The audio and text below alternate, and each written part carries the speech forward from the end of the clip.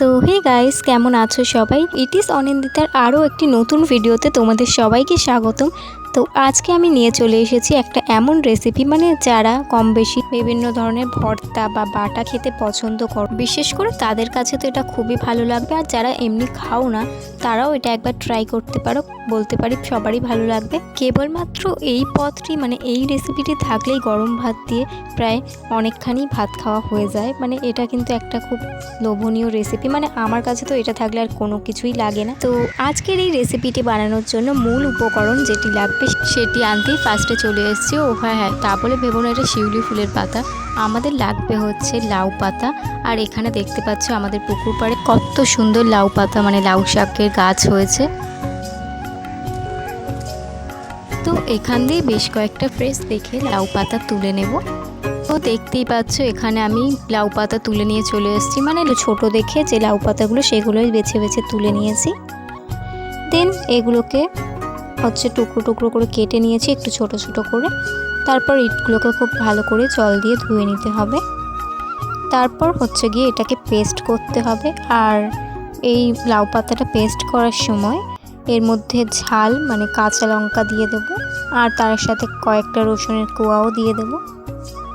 তো তার জন্য দেখতে পাচ্ছ এখানে আমি প্রথমেই যে কেটে নেওয়া লাউ পাতাটা রয়েছে ওটাকে মিক্সার জারের মধ্যে দিয়ে দিচ্ছি।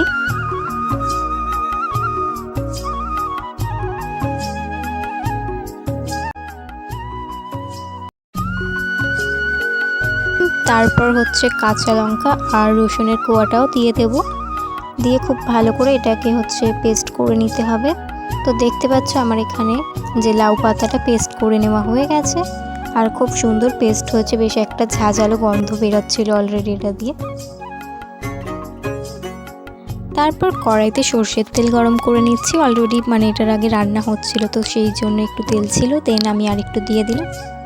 তারপর এর মধ্যে ফোড়নের জন্য দিয়ে দিতে হবে হচ্ছে কালো জিরে আর শুকনো লঙ্কা। তো এখানে আমি যে লঙ্কাটা দিয়েছি এটা হচ্ছে কাঁচা লঙ্কা, শুকনো হয়ে গেছিলো, কাঁচা শুকনো লঙ্কা বলতে পারো। তো যাই হোক, দেন ওটা একটু ফোড়ন হয়ে গেলে তারপর এই যে লাউ পাতার পেস্টটা রয়েছে, লাউ পাতা আর লঙ্কা আর রসুনের যে পেস্টটা রয়েছে সেটা কড়াইতে দিয়ে দিতে হবে। আর জানোই তো লাউ পাতাতে কত জল থাকে, তো এই জলটাকে হচ্ছে শুকনো করতে হবে খুব ভালো করে, এরকম নাড়াচাড়া করে করে।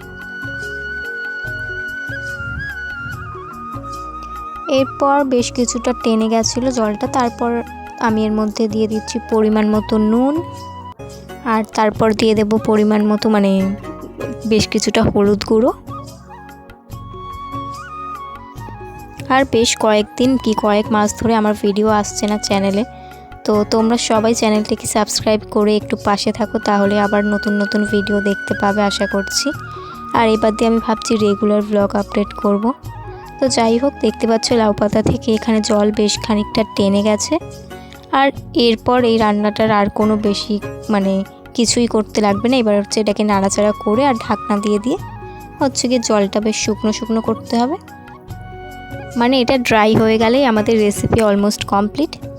তো দেখতে পাচ্ছ আমার এখানে এটা তো ড্রাই হয়ে এসছে, আর এরকম যখন কড়াইতে লেগে যাচ্ছে না তখনই বুঝে নিতে হবে যে এটা আমাদের হয়ে গেছে।